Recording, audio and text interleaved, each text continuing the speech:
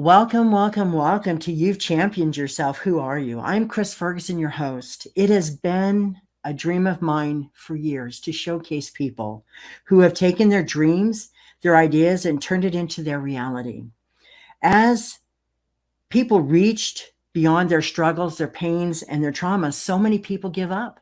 They stop, they don't go forward, they allow and just exist in life. But there are those few who push through and past and walk over their obstacles and their challenges. They don't know where it's going to take them to. They trust themselves enough not to give up, to do the follow through in their personal life, their career, and in relationships. These are the kind of people I call champions. Today, I have an amazing lady with me today. Her name is, let me get back to I was going through all these papers. Her name is Nathalie Bedard. And she's an amazing woman who has an amazing story. And we're celebrating her today. So, Natalie, let's welcome her in and let's see what she has to say. Hi there. How are you? Hello. Thank you for having me. Oh, I'm you're so excited. welcome. I really relate with your story. I really relate with the things that you went through. Um, as you were talking about, and I'd like to talk about because I wrote a book called um, Leave My Bubbles Alone. It's been published, and it's a book about bullying. And so the Mm, thing is that most people don't understand or realize that bullying starts in the home with the family, and when they don't stop the sibling rivalry, which is actually bullying. And when they have their friends around and they don't stop their friends from bullying you, now it goes public in everywhere you go. And that's where the name calling comes. And most people don't realize the power of words.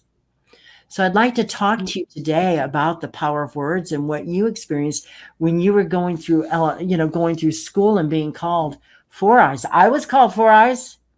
I had a I had a kid throw a dirt clod at me and it damaged my vision, so I had to wear glasses. But not one person called me Four Eyes, and I beat him up, and nobody else ever called me Four Eyes. So I was a different type of individual. I was that scrapper. I was that fighter. I was that tomboy, and not everybody's like I am. mm. So what did you? How did Yeah, you? I feel I was a carpet back then. More- um, yeah, um, yeah, writing down the story for you, those things really kind of came up to me, and it's almost like well, I chose to forget about those and not, put my life on that and but it just so makes sense now that what I do, it just gave me another new fresh perspective and outlook. It's really the look on what happened and how it shaped my life. Back then I was very, very shy. And I because now I know, I felt so much. I was an empath. I felt other people's energy, judgment, and fear. And when people would call me, I felt the rejection. Like I felt their also lack of love and Mm, around them. right. And in my household, the conflict and constant arguing and conflict and sadness, and even if someone was calling me for eyes, it it never really measured up to the all other stuff that I was going through. So it was like really, yeah, well, okay. But it made me not relate to human being. Like Mm, it completely kind of detach myself from wanting friends, from needing friends. And I've been really um, geared to understand life, mhm. to overpower. So the little people who would call me names. Like I Right. thought my power was into my intellect, into detaching and to understanding why are they doing this, and why can I can just walk away from that and just ignore them and detach from that. But it's very, very lonely. It's hard too. It's very hard to disassociate your emotions from what you're feeling about how you're being treated. And so kudos to you for you to be able to do that. I also grew Well, up in a very conflicting home. And so I get it. It's just that I was such a tomboy. I was the silent observer like yes, you. yeah, but it I didn't create good. Like this It doesn't, coping, right? yeah, for a time it worked. I had good marks, and I went to did my degree and my master degree. But probably that disconnecting from her feeling can do so long. Like you Well, can't how live much like that. think about it this way, Natalie. How long can you disassociate yourself from your emotions? Because now you're not being authentic, Mm, or are you being kind to yourself? No matter no, how kind you are to other people, you have to you go within. never. Yeah, That's it. yeah. So that's how it didn't solve anything. I thought I was strong, independent, but the inside was so sensitive and so Mm. vulnerable that I couldn't even let it out. How much I was sensitive, how much it was hurting me, how much I was hurt everywhere. So Right. that was the fate, that was the strong, image. And I Mhm, went on into being more a masculine energy, mhm, and in the landscape architecture, where there's a lot of man construction involved, and a lot of planning and hard work, and looking at and in a place of controlling, and mhm. with other people who are also detached from their emotion, like very professional, very Analytical would be a good word. analytical, yes, analytical, to prevent any sort of you know emotion to disturb, like to Mhm. trigger, because I was easily triggered. And that was the thing. I had the mind, a little mind inside from all those early years of dissociating. How how did you deal with those emotionally if you're disassociating yourself from the emotions of the outside world and you're feeling it? Because I'm extremely empathic and I shut down. I didn't speak, I didn't talk, I did my homework, I did all my classwork, Yeah. but I had this entity, I want to say an entity, but I had a spirit guide Mm. that was with me most of my life and still is with me in my life, that helped me be that person that became strong, that became that warrior for me. Mm. What was the time that when that warrior came to you? Oh, it took a long, long time for that to come. How Yeah. did you feel when it happened? What was that point in your Well, life where I you think it went? came by layers, by little spurts, little window of painting. This is so I burned out at 24 years old, out of school, of not aligned. Like it was not aligned to me, but I was continuing to be, I was determined to be a landscape architect. But every sort of way that I burned out, I would go back, I would find myself back either with nature, water, being in plants and gardening, and grounding myself, and the energy. I, that would really soothe me and calm me. And painting, I started to paint.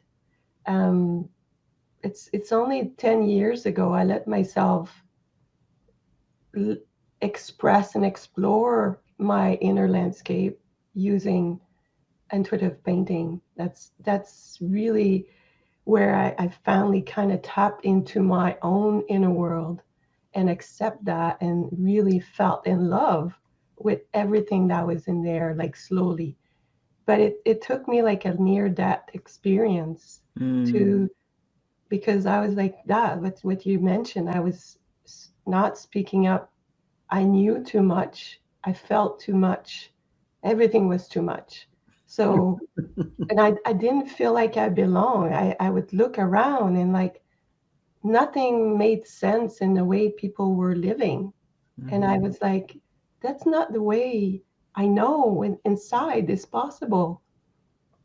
And at that, near that experience, I felt like I had two things that came to me. I review my life, and it was like I tried to I stepped into the artist, and what was left was I had the dream to snorkel in the Great Barrier, Mm-hmm. and I had a message for the world.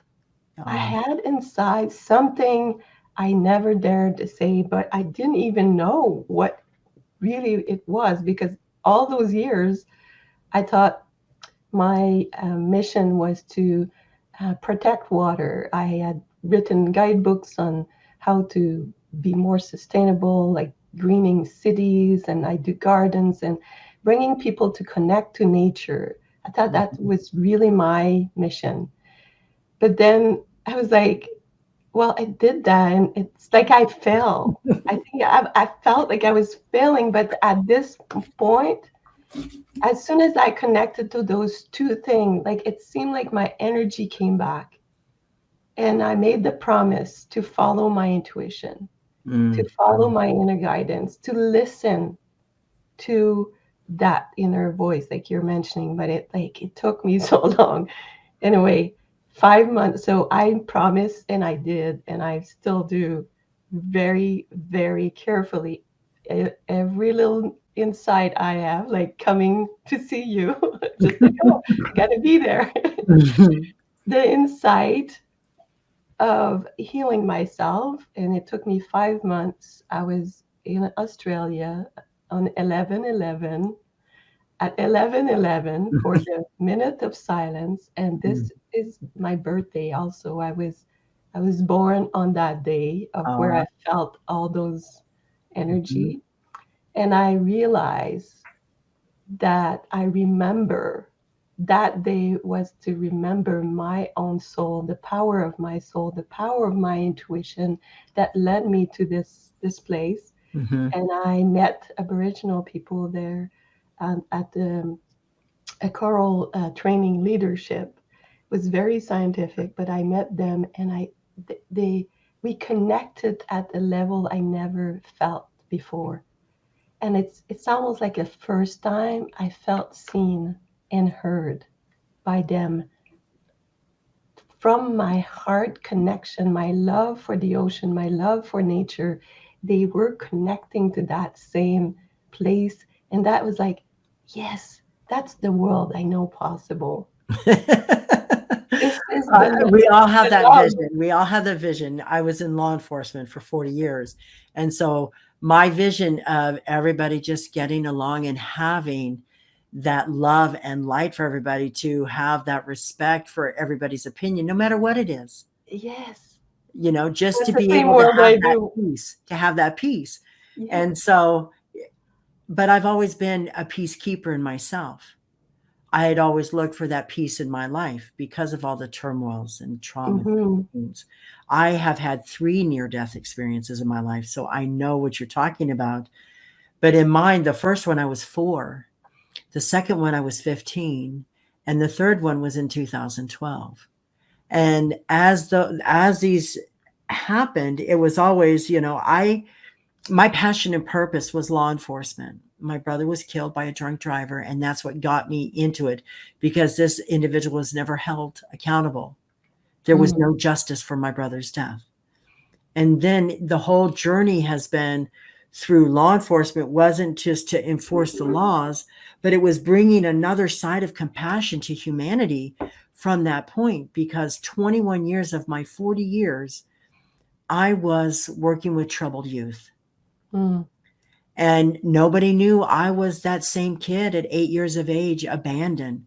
My world went from bad to worse as I'm trying to chase down my mother as she's driving away after she dropped us off. I literally ran out of my shoes. And when I heard her accelerate that car, I stopped. I hit that disconnect and I went silent. So Mm, I understand when you said as a child you went silent, I knew that feeling. But then that feeling for me also, it didn't bring up invisible, but it brought up the hate and the anger. And I mm, fed on the anger internally. I didn't beat myself up. I hated life and I hated people. I hated any authority figure, any parent. I hated them all. yeah. So we're kind of like, I'm so honored. Let me just first say this. I'm so honored and excited to be interviewing you because we're actually yin and yang. Mm, Because you're that softer, gentler side, where I was that female that was always in a male dominated masculine profession. yeah. I felt like I went in those masculine uh, aspect too, and I shifted to be in the feminine now, and Yes. really like, so now it took me a long time, but you can, maybe you can feel now my feminine Well, energy. here's the thing is, I never wore lace until I was 45 years old, so I understand it taken a while. Okay, I'm Yes, just saying, I yes, never saw myself as a feminine type. I knew I was a woman. I knew I was yes, feminine, exactly. but there's a difference between being feminine and knowing the divine feminine in you. Yes, yes, So I yes. Let's wanted breathe to. in. Like I breathe in this, and this is it. This is when we kind of hit the human being. It's way bigger than our mind and our body and our suffering, and when we can finally tap into that creative life force, that divine connection that I had it with the ocean, and my connection to water and nature. And this is, to me, the divine feminine exists in the water and the nature. And when we listen, really listen to that, Mhm. we can tap in more into our own existence. And what you're saying about the divine feminine is, to me, is that shift we never Mhm. really been taught. This No. is how the real world, like the world we knew, Well, is it's been always going on for there. centuries. Yes, it's been going on for centuries because even back over 250,000 years ago, I love history and I love to read and study it. 250,000 years ago, anthropologists and archaeologists are finding talismans, clay figurines where both male and female were honored equally. Mhm. 250,000 years ago. Yes. In between then and now, somehow women got blamed for all the ills of the world, and it was done politically for power to control. And when organized religion started between Islam, Judaism, and Catholicism, somewhere, somehow it went awry, and Yeah. women got demonized and blamed for everything And so because we disconnect in not just like the bullying part or childhood brought up, but also the society programming stigma, the of negativity, not owning your absolutely. power. Yes, And just like for me, calling myself the mermaid because yes, of I love that that. connection with the ocean, and life push it, like life really showing me that, because those Aboriginal people, they saw me. I started to sing the goddess of the ocean on that island. And after that, I've been attracting, um, well, fishermen telling me I'm the real mermaid, and more conversation, the deeper conversation. And I start to really feel more alive and vibrant around water. So really not, and that's part of that owning and starting to be courageous enough to step into that. Mm. Okay, the value of the divine feminine is the unknown, is the creativity, it's the the vulnerable unknown, um, really deep, and all of those value were kind of not really welcome in landscape architecture. Well, I don't think it was welcomed anywhere, just to be Anywhere, totally honest. You know, that's I mean, it. come on. Anywhere. Come So on, because in the name of God, there's been so many people murdered. It's not funny. But I want to ask you, have you ever done any studying about Lemuria or Lemurian or the whales and the dolphins? not study, but I receive sort of downloads I spent like almost 7 years being in gardening, very, very connected to nature. And started to like out of any tower city antenna, and I became really receptive and started to have downloads, and wrote that down about like what is this. And so some were more like, I think my philosophy and my intuition comes from the connection to Atlantis more than the Lemurian, this Well, sort of Atlantis was more masculine than Lemuria was. okay. Atlantis was more the scientific, the priests, the people that was in Atlantis, because it was about the ocean, but Yeah, they were all about the crystals and the power. Where so maybe Lemuria was that all was, about the planting, the love, the light, the wells, the mermaids, yes. the dolphins. So So that's why I'm asking, have you ever really? well, maybe I was some of the the outcast of the Atlantis, because of my deep connection to the ocean. Mm-hmm. And it's like I feel like I'm a bridge. I always felt like I was a bridge because I could feel both world, the entity, the dead people, and the real human, and the urban planner and the engineer. And like I could really make sense of the two worlds. So maybe my part is to translate also from the soul to the human kind of language, Mm-hmm. and maybe make everything from both worlds like the saying, like the take the best of both worlds.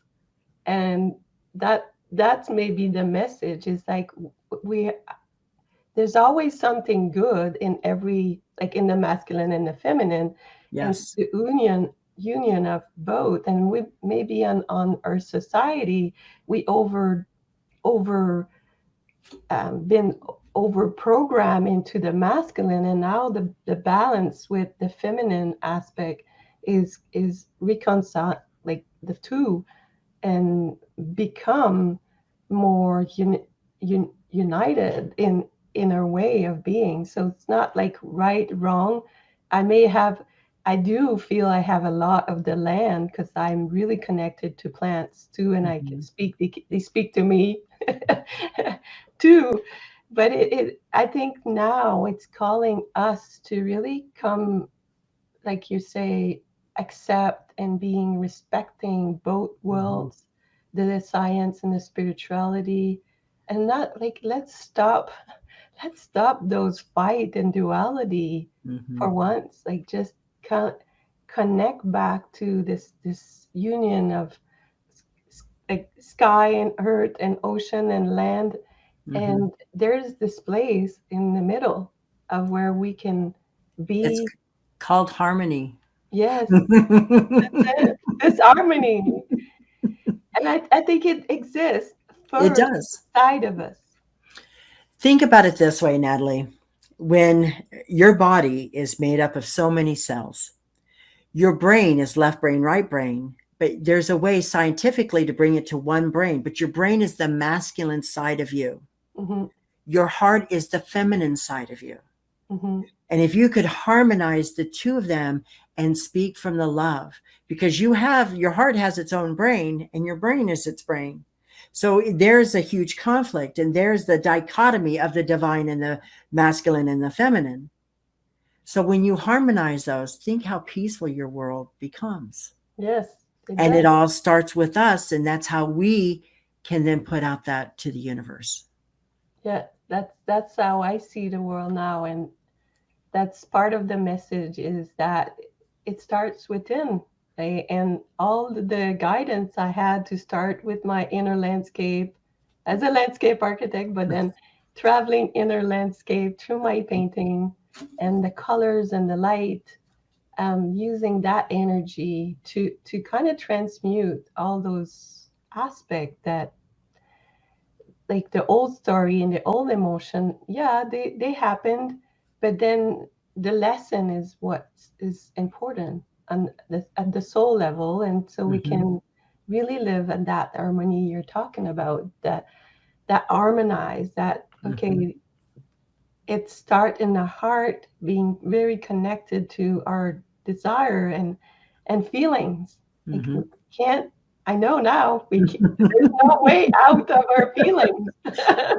No matter how much you suppress them, they bubble up and bubble up, and this critical factor comes up, and all of a sudden it explodes. You're like, why did this do this? What happened? I was upset. I didn't realize I was going to explode.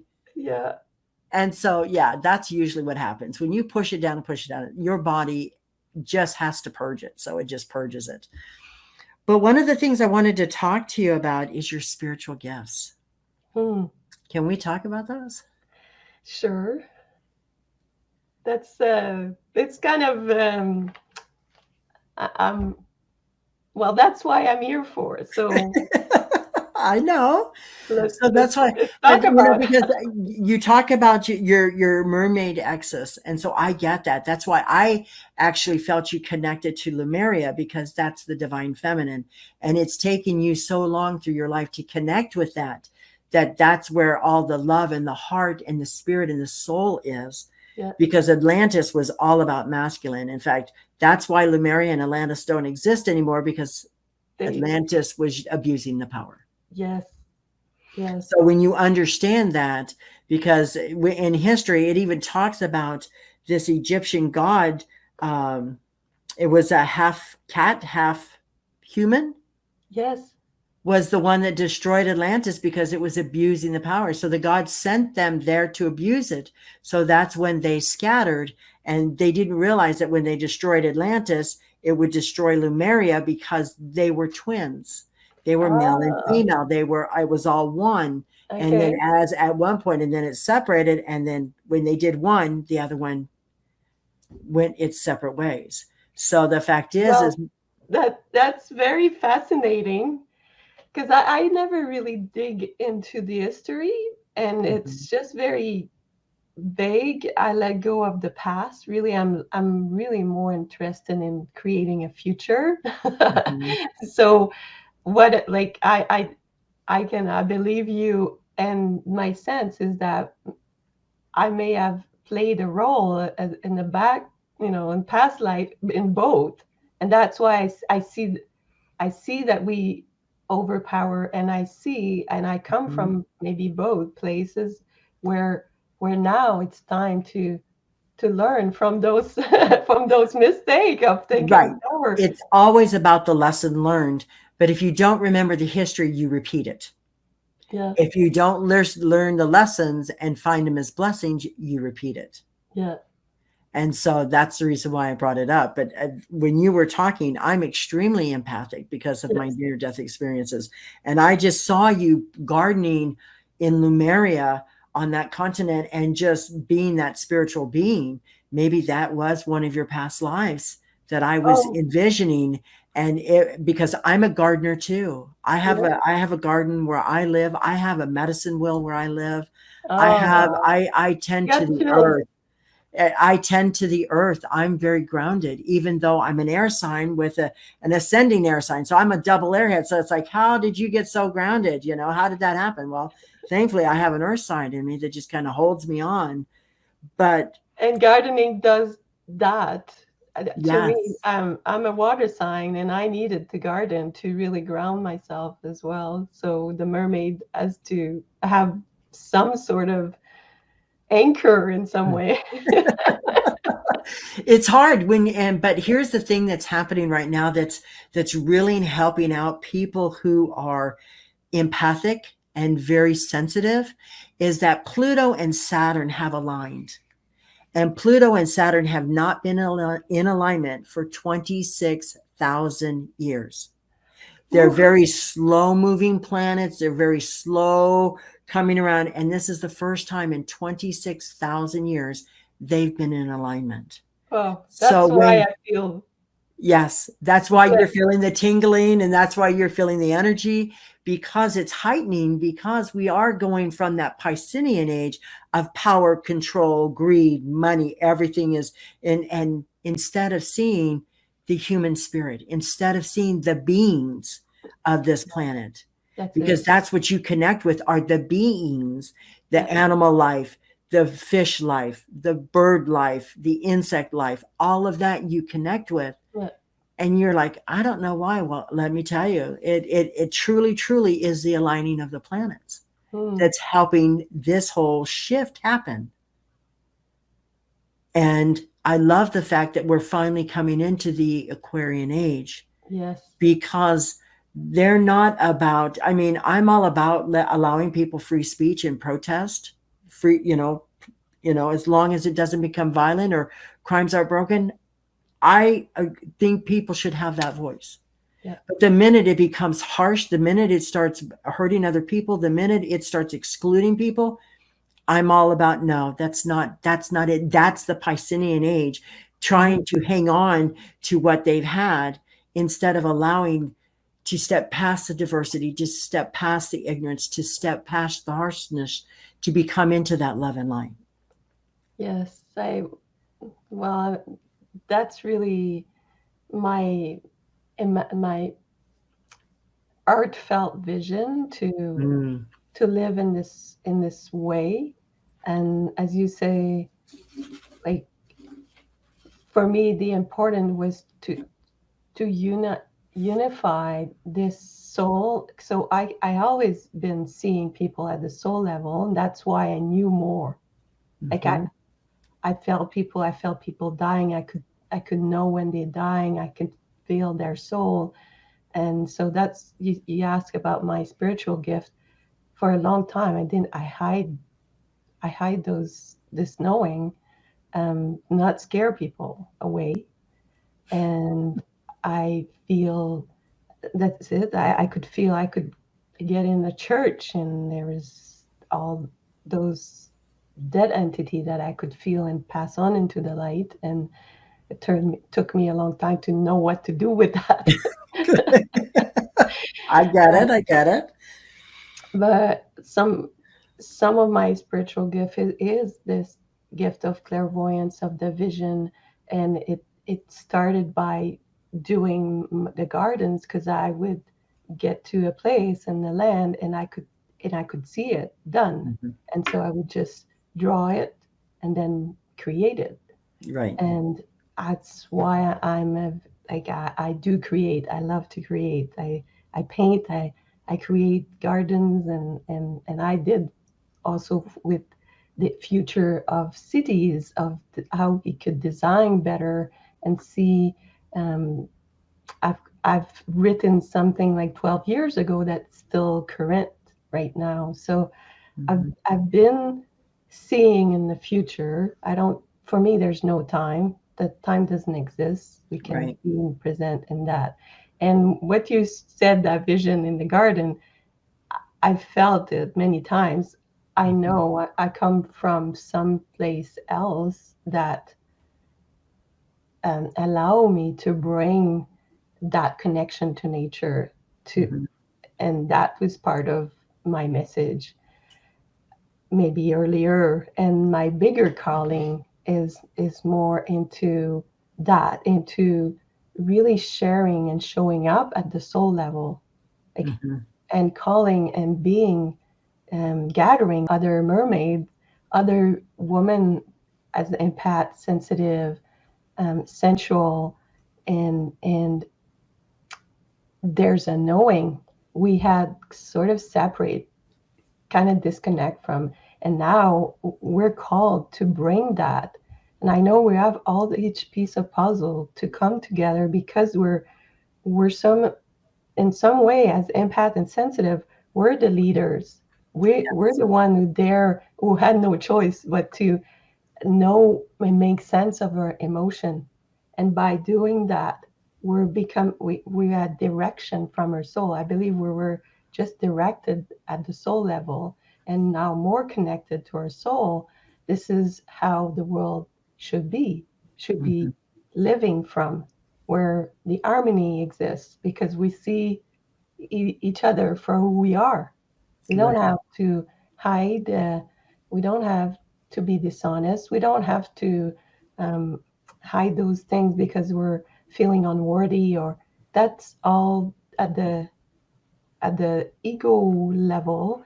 And at the Mhm. soul level, we're joy. We're, and that's the mermaid in me, is that we we have that. We have, we, in some way, it wasn't okay to show your joy. So Mhm. dim down, or it's not okay to know more than anybody around.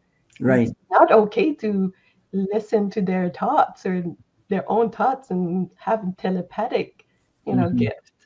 So now I wanted my messages let's connect, let's discover those gifts, and Mhm. then feel safe and confident, first to start like this small group and share, and then articulate, like, know how to use them for the greatest good, to the, not just for ourselves as creating a lifestyle, but as creating the greater aspect of life, those new ways of living and being that we're needing now.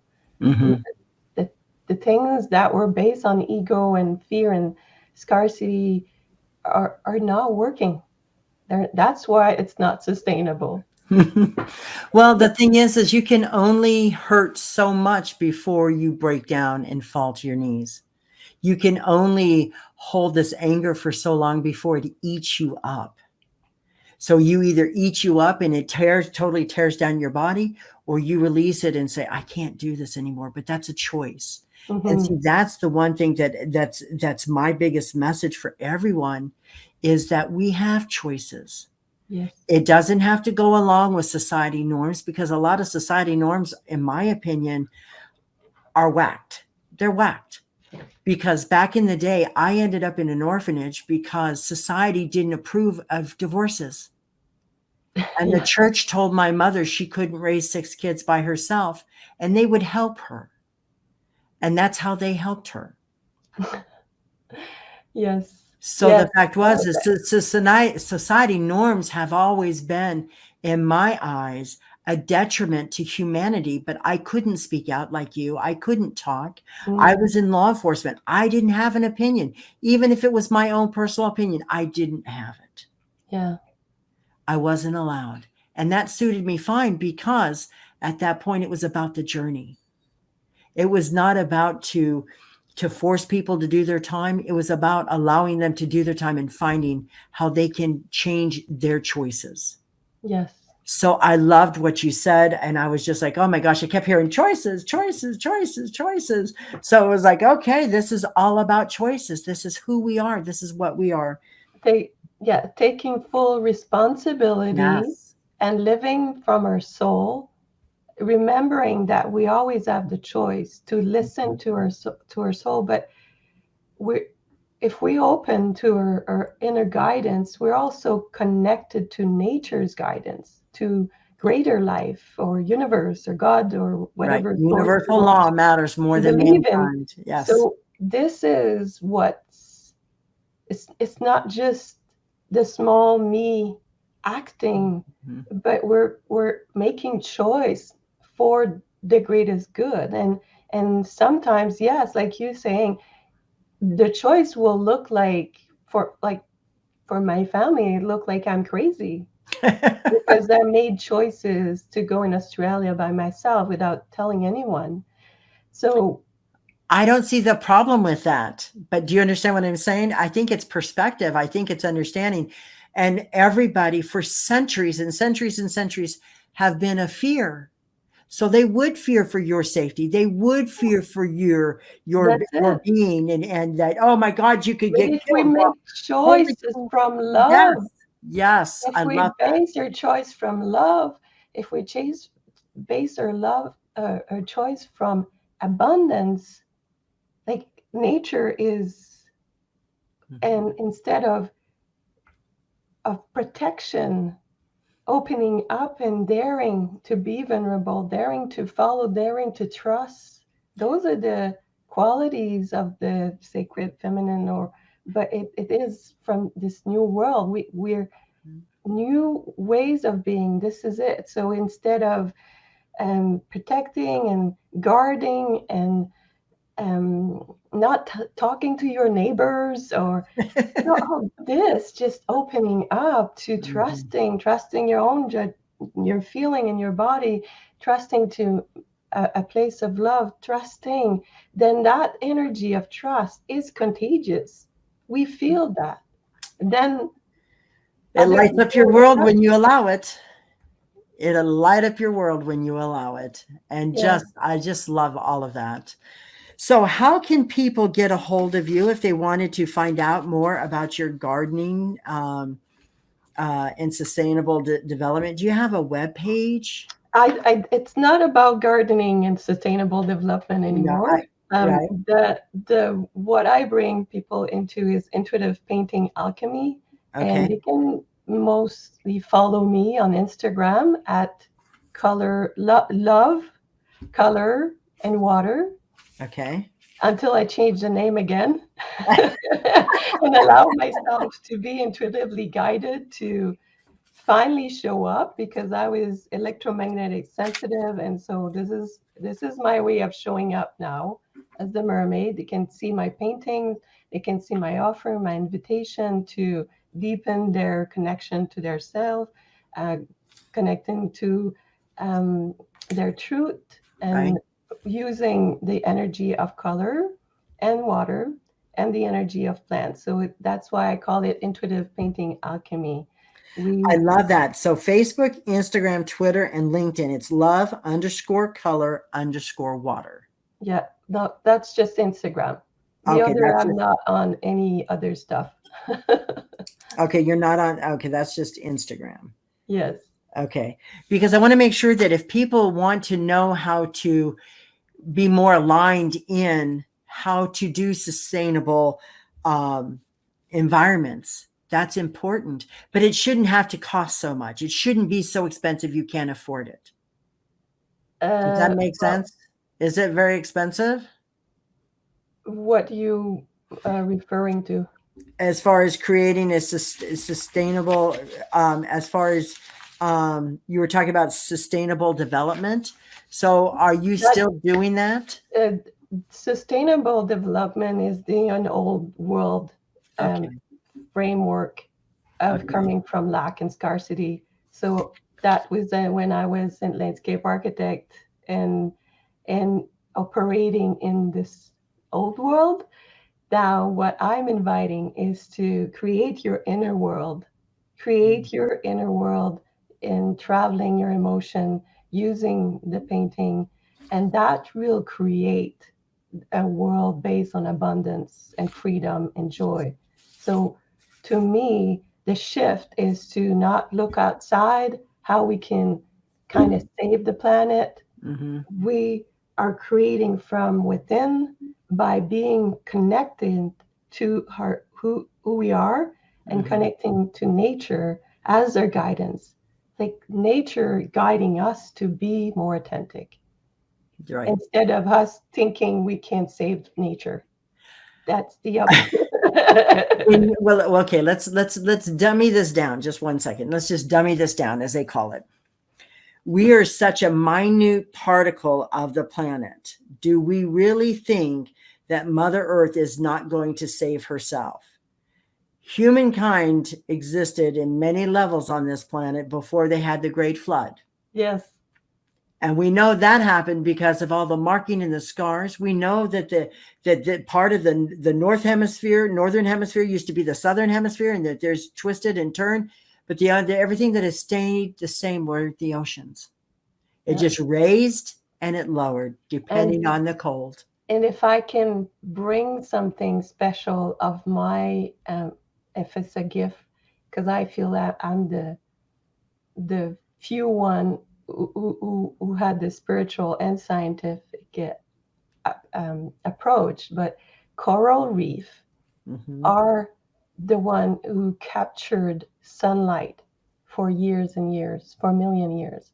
And I feel that's why I was called there, because the old delight and memory of all those ages in the ocean, like you're saying, like that is they can restore themselves. But as human being, we had succeed in destroying part of the corals of all the things we do. So there is things we can change, but the real change, if we are not operating from the scarcity and from fear of lack of what, oh my God, we have to do something about the coral. No, but if we're coming from the love and trust that we can, oh my God, how can they teach us how to live together? Because they're three entity, and corals are three things in one that is making those reef, the vitality and the ecosystem and the richness and where all the fish goes. So for me, the lesson of the ocean and the reef is telling us to become the tree, the mind, the body, and the soul.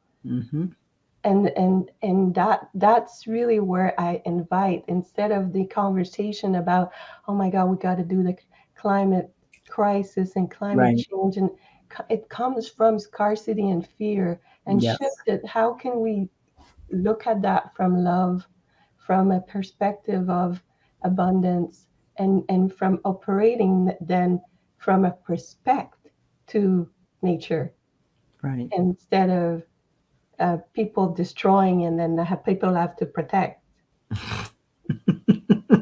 But this is why we, as creative, as sensitive, we are the ones who are guided to create the new ways.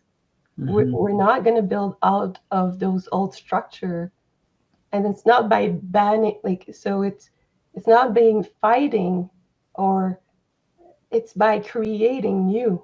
Yes.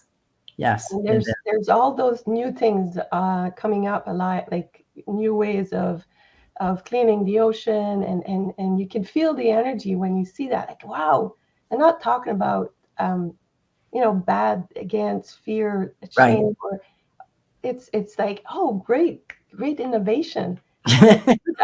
Something positive. Let's invest into positive. Yes, I get it. I love it. Natalie, it has been amazing. I am honored, and I am absolutely excited about having you on my podcast. Hang on just a minute, okay? Yes. It takes a special kind of person. Hang on here 1 second. Let's get this together. That takes their dreams, their thoughts, their ideas, and turn it into a reality.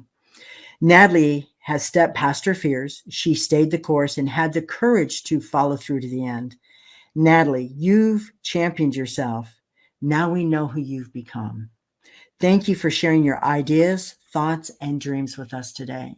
It was my honor and my privilege to have this interview with you today about Mother Earth and all the things that we can do just on a daily basis of not to continue to tearing her apart. Thank you so much.